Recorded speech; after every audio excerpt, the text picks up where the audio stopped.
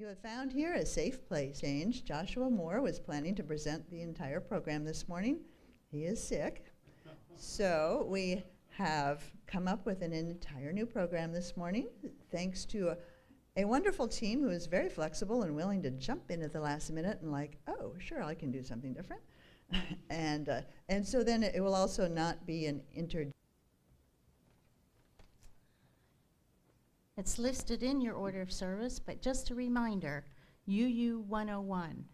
For those who are wanting to join the fellowship, this is kind of a requirement for membership. And so Denny and I will be in the library giving UU 101 Part 2. And we invite all members to join as well. It can be a great refresher if you forgot some of the things that we're going to present. Everyone is welcome. I also want to draw your attention to service leader training in your order of service. The service leader is the person who stands up here and is like the MC. It can be as creative or as simple as you want it to be. We will provide you with a script that you can just read and plug in. You can just show it in your order of service. The great news is that for the next 2 weeks, Reverend Kathy will be here in person. So you want to be sure to come and spread the word. After the service, we have a short time for snacks and conversation, followed by our second hour discussion groups, which we've alluded to. And now the prelude prepares us for the service.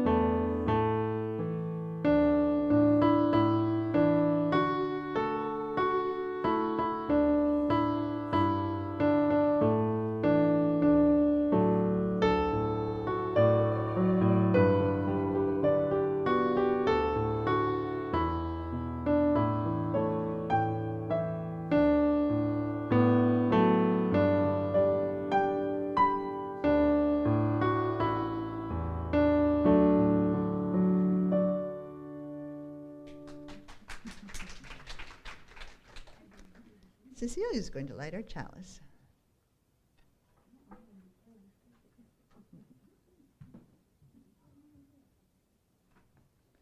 The words are adapted from Robert French Levins.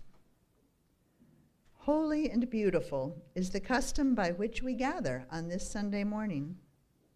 Here we come to give our thanks, to face our ideals, to remember our loved ones, to seek that which is authentic, and to serve integrity, beauty, and the qualities of life that make it rich and whole. Through this hour breathes the worship of all the ages, the sacred music of all history. Blessed are the ears that hear that eternal sound. Our first hymn is in your gray hymnal, number 83. It's called Winds Be Still. And Cecile will play it through once first. It may not be as familiar to you.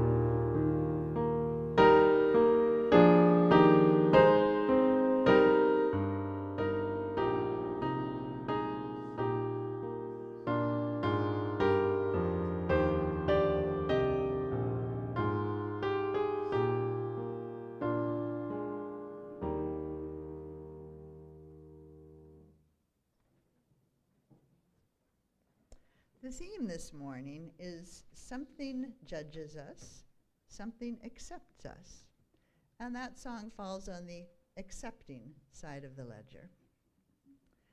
Now, if there are any kids who want to come up, kids young at heart, otherwise we all get a story for all ages.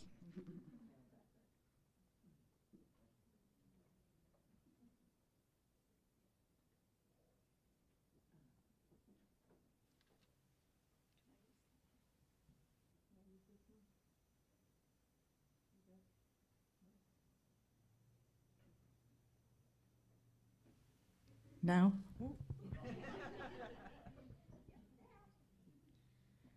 Okay, so this story falls kind of on the judging side. So those of you who have heard my stories before know that I absolutely love Mullah Nasruddin stories. And Mullah Nasruddin is a wise fool. So he does things that are silly, but they're really very wise. So this story takes place during the holy month of Ramadan, and if any of you know that Muslims during this time fast from sunrise to sunset every day. And so every day they get up before sunrise and eat, and then fast all day, and then there's a break the fast in the evening. And sometimes they can get really fancy. So Mullah Nasruddin one day was invited by the leading member in the community to come and break fast at his house, and it was a very fancy house. But Mullah Nasruddin, he was working in his fields all day, and he was very dirty, and it got very late, and he thought, oh, if I go home and change, I'm going to be late for breaking the fast. Is it better to just come in my farm clothes or to be a little late? And he said, well, I'm just going to go in my farm clothes.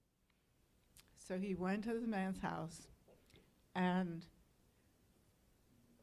walked in, and of course everybody knew him because he's very famous. But nobody talked to him, and people were like turning away and not looking him in the eye. And he, after a while, he just said, oh, something's wrong here. So he went home.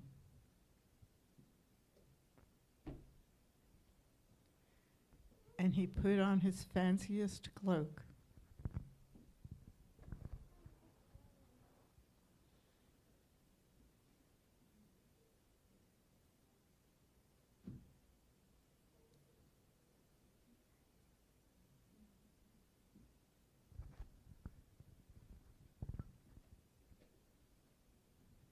And when he got back, everybody was his friend and offered him food. So he went to the table and picked up some food and put it in his pocket. And then he went and picked up some other food and put it in his pocket. And then he took some more and put it inside his cloak, and everybody's watching him. And finally, somebody said, Mullah Nasruddin, what are you doing? And Mullah Nasruddin said, well, you obviously didn't want me here. You just wanted my fancy clothes, so I'm feeding my coat. And that's why Mullah Nasruddin fed his coat.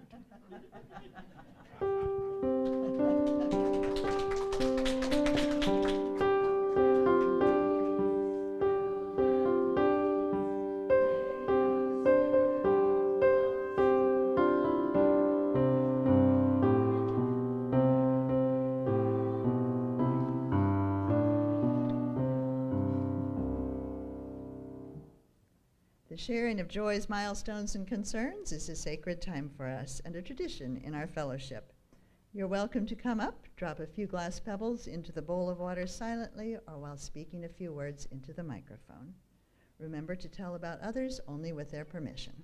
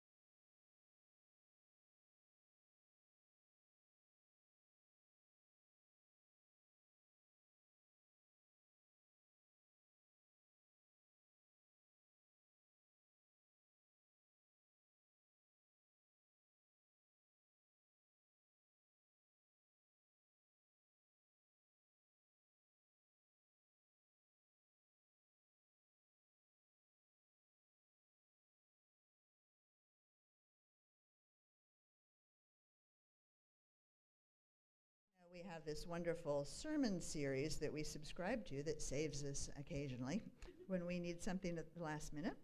And occasionally the speaker also provides the music, the readings, the whole works. And that's how it was this week. So the following reading, called The Gaff by C.K. Williams, falls on the judging side. As our speaker says, it's written in 3 parts. The language is a little complex in places, but you will get the drift. So, the gaff. If that someone who's me, yet not me, yet who judges me, is always with me, as he is, shouldn't he have been there when I said so long ago that thing I said? If he who rakes me with such not trivial shame for minor sins now were there then, shouldn't he have warned me he'd even now devastate me for my unpardonable affront? I'm a child then, yet already I've composed this conscience beast who harries me. Is there anything else I can say with certainty about who I was, except that he could already draw from infinitesimal transgressions complex chords of remorse, and orchestrate ever undiminishing retribution from the hapless rest of myself? Part 2. The son of some friends of my parents has died, and my parents, paying their call, take me along.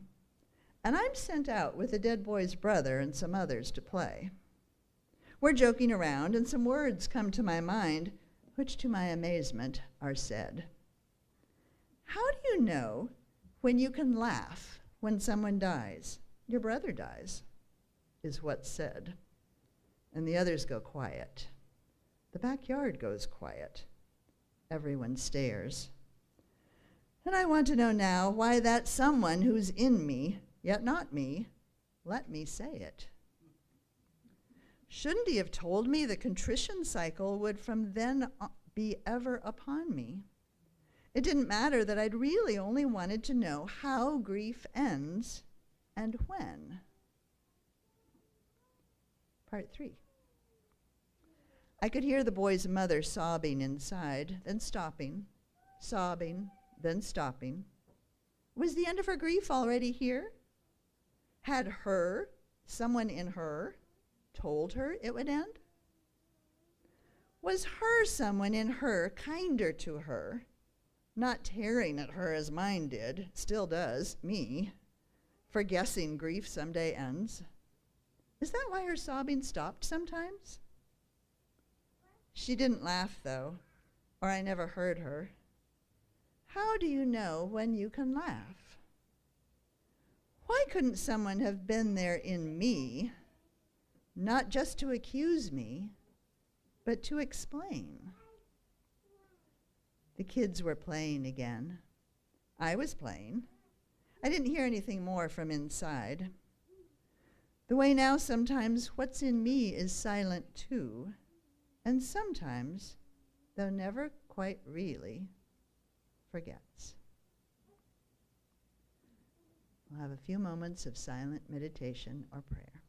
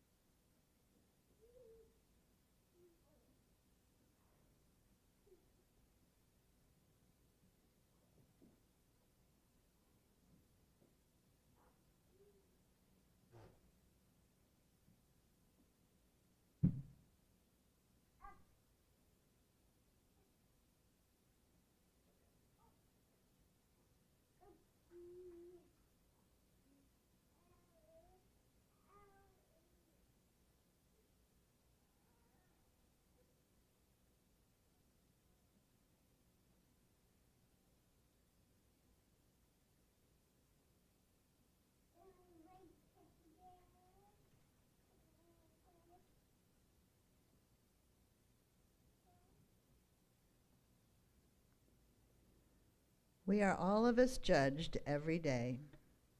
We are judged by the face that looks back at us from the bathroom mirror.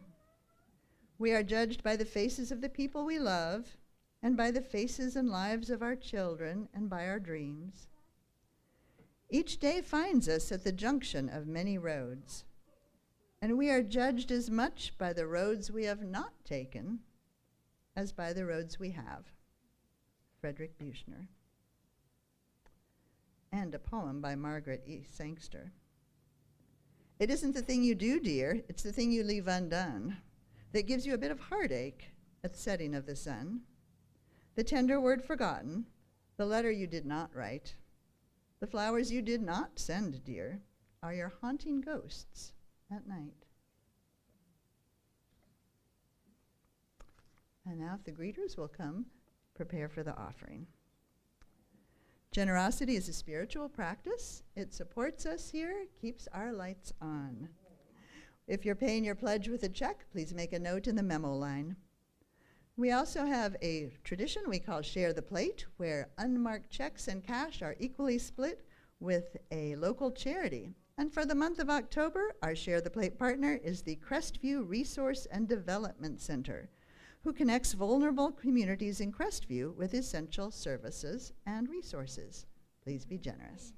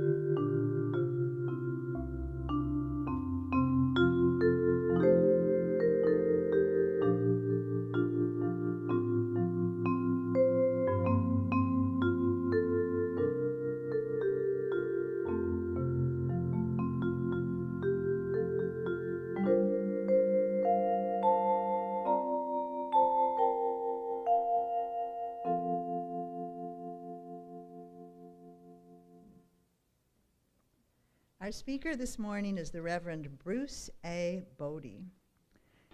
The sermon was first given at the University Unitarian Church of Seattle, Washington, in July of 2023.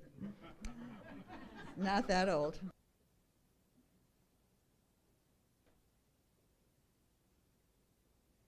This morning I invite you to join me in a journey of reflection on what I regard as one of the major paradoxes of our lives. If when we add the phrase, and you could use a little improvement. These two forces are expressed as a contradiction, but it's one of those at this paradox, and I'm going to start with the second part, and you could use a little improvement. This is the capacity that we humans have for judgment, for evaluation, for critique. It's the part of us that judges others, the world, and the nature of things. It's the part of us that judges ourselves and it's the part of us that feels the weight of these judgments, both from others and from ourselves.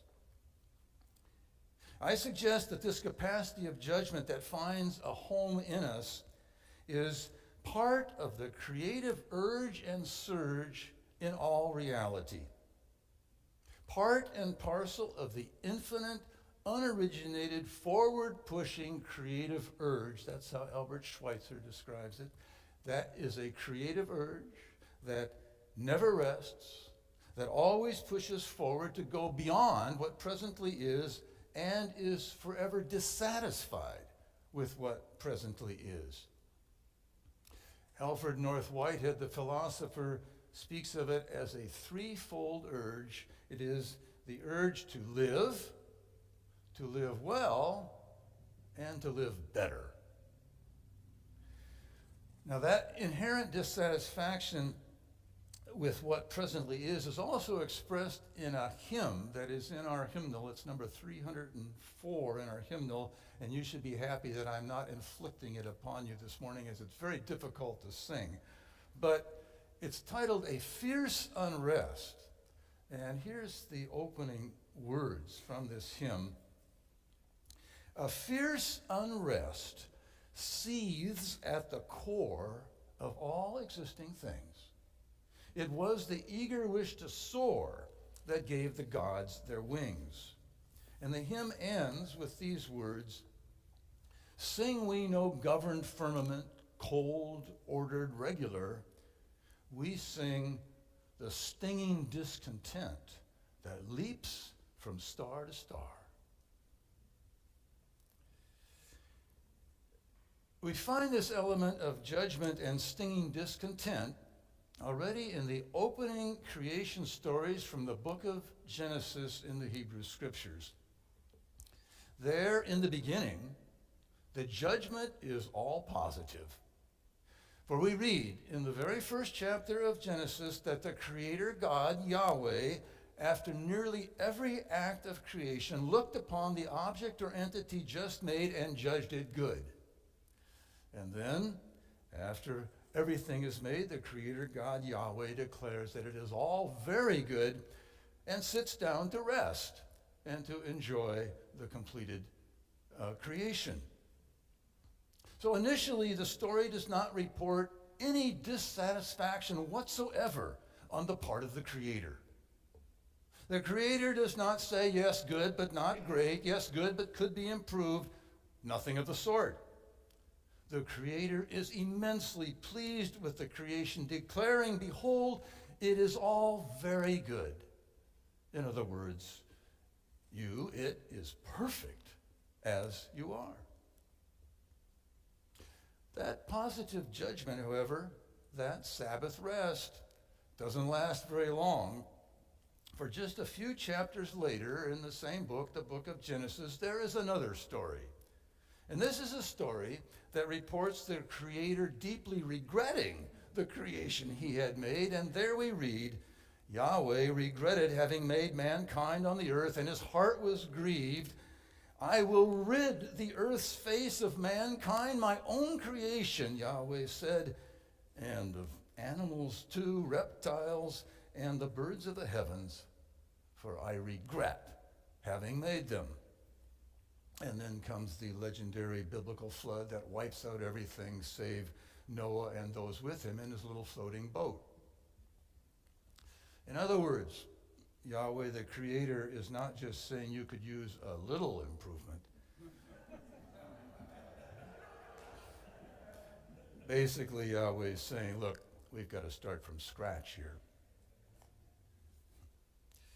So the mind of Yahweh, you may not be too surprised to learn, seems to reflect a conflict in our own minds, because that is often how it is at a time when we first create something or are enthusiastically involved in something. We're often quite proud of our work or pleased in our activity, caught up in it as we are.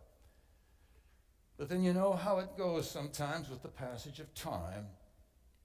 The thing you created or the action you took, which seemed so wonderful at the time, doesn't seem quite so wonderful after a while, and you begin to see flaws in your work or in your actions, and you begin to imagine how it might have been done better, how it could be improved. And sometimes, after a longer passage of time and looking back upon your previous work or activity, you may find yourself muttering to yourself, I can't believe I once thought that was good. What an embarrassment. And so the very positive judgment in the beginning gives way to a very negative judgment later on. Somewhat like artists or authors who are tempted to, and sometimes actually do, destroy or burn everything that they've created. On occasion, as a longtime minister, I've been close witness to persons who, in late life, look back upon their lives with severe negative judgment.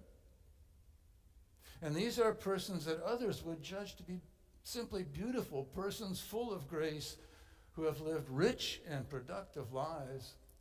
And yet the individuals themselves do not feel this as the end closes in on them.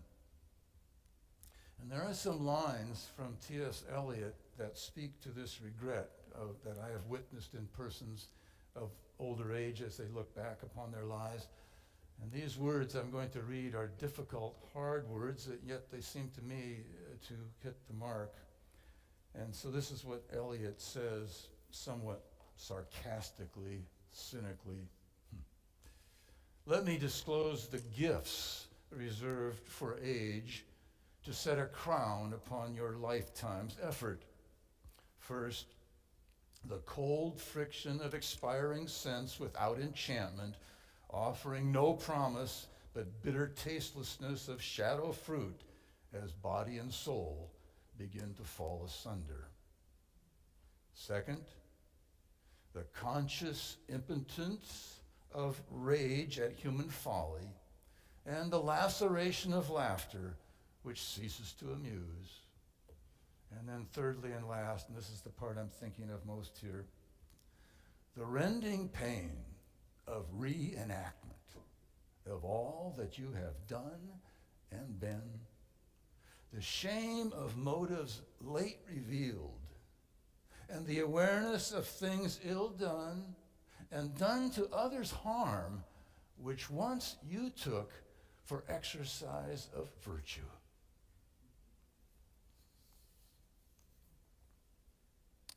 So this is part of our capacity for judgment. Something judges us so that often we feel we haven't measured up. We're found wanting. And this can be judgment turned inward, as in the poem The Gaff from C.K. Williams that I read earlier. At other times, of course, our capacity to judge is turned outward, so that we judge the actions and motives of others for both good and ill, and understandably not always in their presence. Life is complicated enough.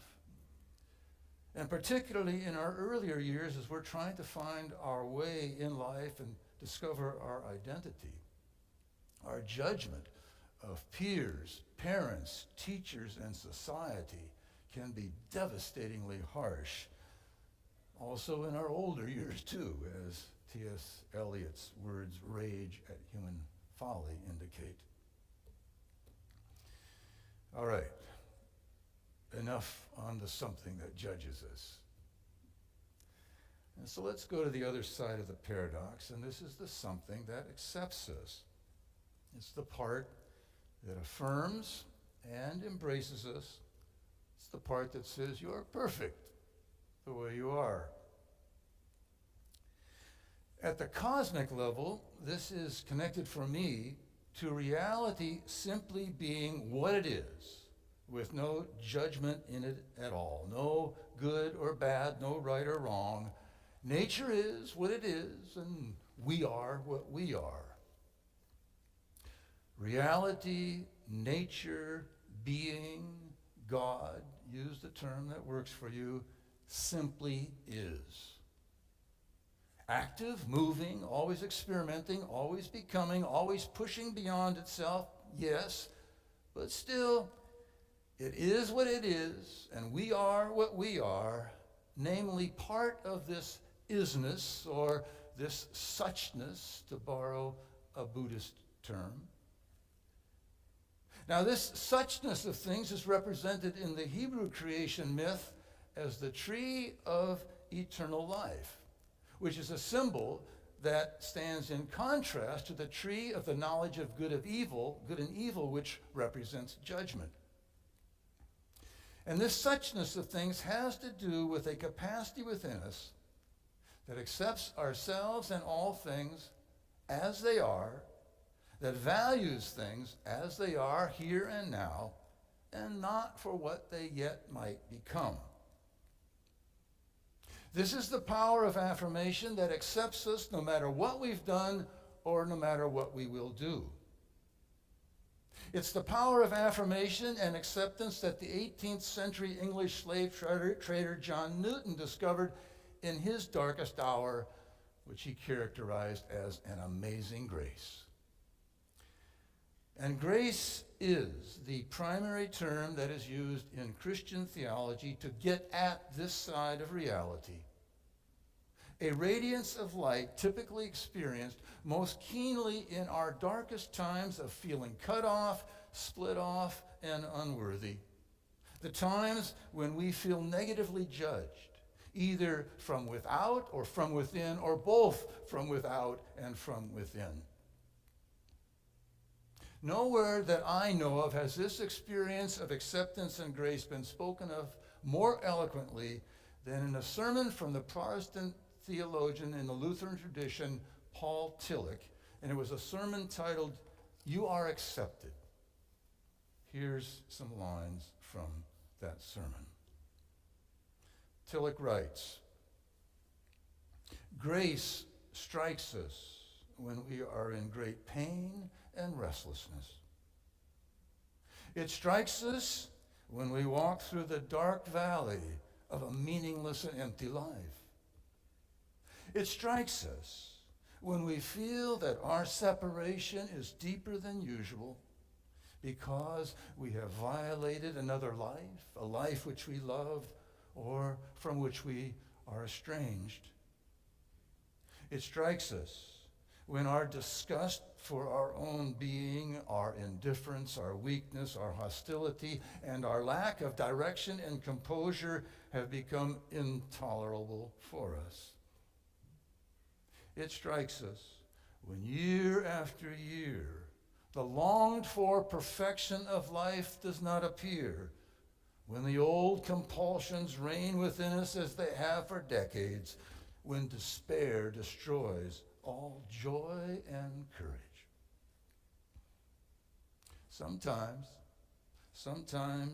at that moment, a wave of light breaks into our darkness, and it is as though a voice were saying, "You are accepted. You are accepted. Accepted by that which is greater than you and the name of which you do not know. Do not ask for the name now. Perhaps you'll find it later. Do not try to do anything now. Perhaps later you will do much. Do not seek for anything. Do not perform anything. Do not intend anything. Simply accept the fact that you are accepted." So that's the reality of grace, the affirmation that you are perfect the way you are. Really, you say, I should like to connect with such a place, with such a reality. But how can I enter such a place that of its nature transcends me and comes unbidden? And indeed, our ego self, our self of judgments, can't pry its way into this place because, yes, this place does transcend our ego.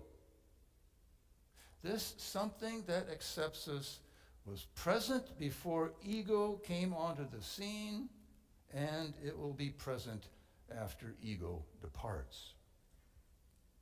But perhaps it helps to know this, and to know that this place is always with us, in us, beside us, beneath us, above us, and between us.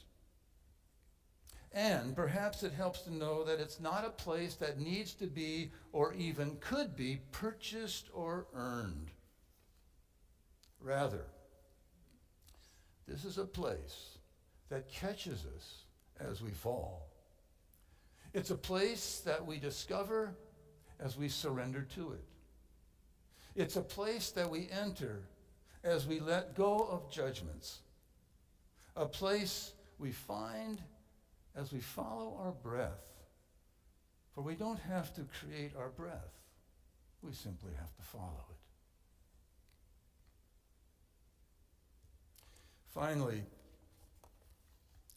how do these two sides relate? The something that judges us and the something that accepts us. Sometimes we might like to try to ban all judgments, thinking it would be better to get rid of that side of the paradox. But that, I judge, is neither possible nor desirable. For by our power to judge and evaluate, we move forward the experiment of life and being. We become, as the phrase goes, co-creators with the creative process of all reality. Instead, it seems to me we need to find the proper place of judgment, which must, I believe, take its place within the larger reality of grace and acceptance. Perhaps by analogy, it's the kind of paradox that parents deal with in relation to their children. Namely, it's the combination of both unconditional love and conditional love, which are two different types of love. The unconditional love a parent has for a child surrounds and supports and embraces and carries the child. Then, within that expansive embrace is the conditional love, and this is the love that corrects and protects and pushes the child to develop the skills needed to survive and thrive in this world. So too, the relationship between grace and judgment is not, to my mind, ultimately an equal relationship. Ultimately, we rest in the power of acceptance and grace, which is to say, that in the theological duel between God as a God of judgment and God as a God of grace, it is the reality of grace that ultimately prevails. And this, incidentally, is especially the message of our universalist forebears. And so I suggest that the Zen teacher Shunryu Suzuki has set up the paradox in the correct way.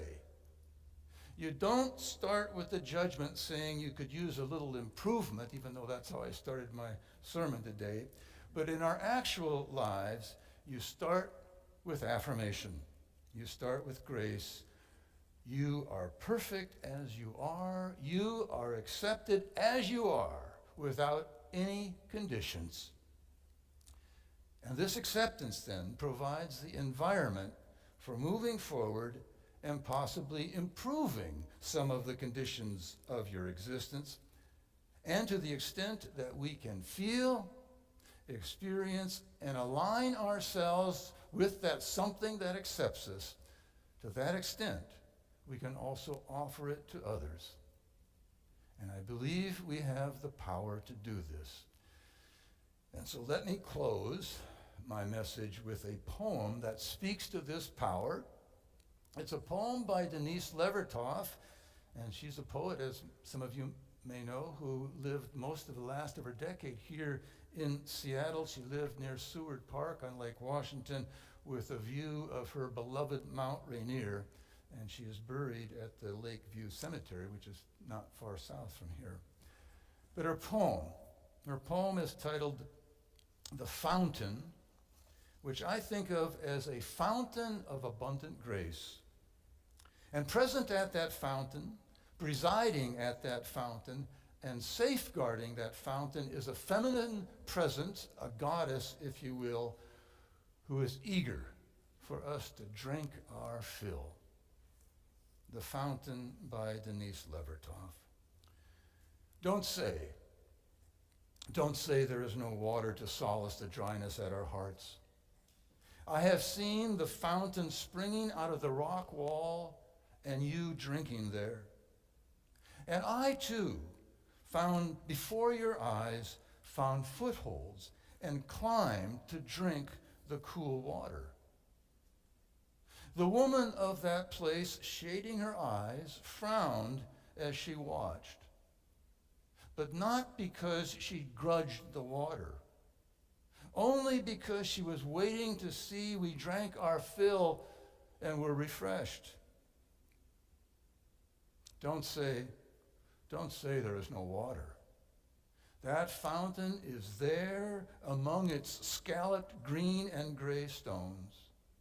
It is still there and always there with its quiet song and strange power to spring in us, up and out, through the rock.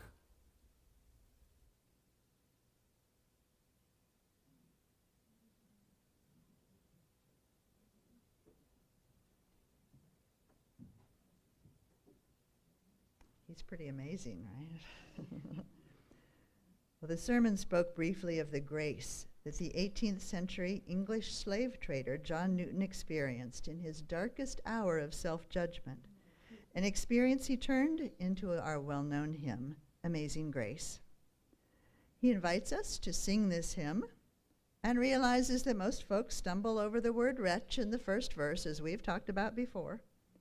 And yes, we humans are not wretches in our constitution, but we often feel wretched or act wretchedly. And personally, our speaker says he tends to sing that word with extra emphasis. So, Amazing Grace, it is number 205, or it'll be up here, verses 1 through 3.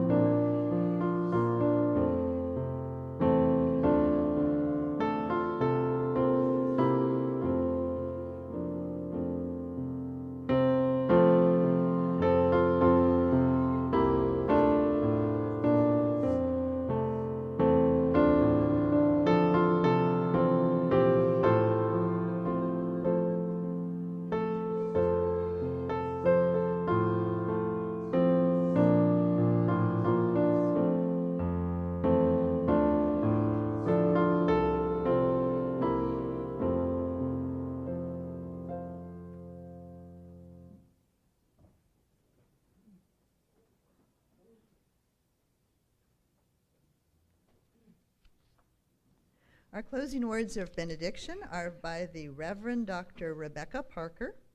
Words again from the grace side of the ledger. There is a love holding me. There is a love holding all that I love. There is a love holding all. I rest in that love. There is a love holding us. There is a love holding all that we love. There is a love holding all. We rest in that love. Please stay seated for the postlude.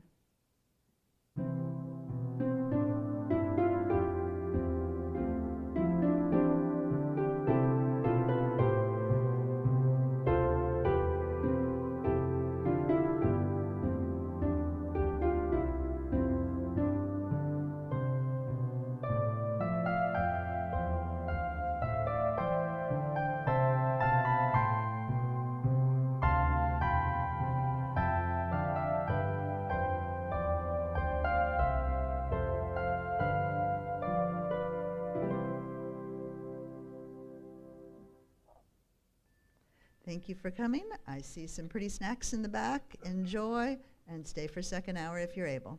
Thank you for your indulgence when we change things up, and thanks to all those who made it happen.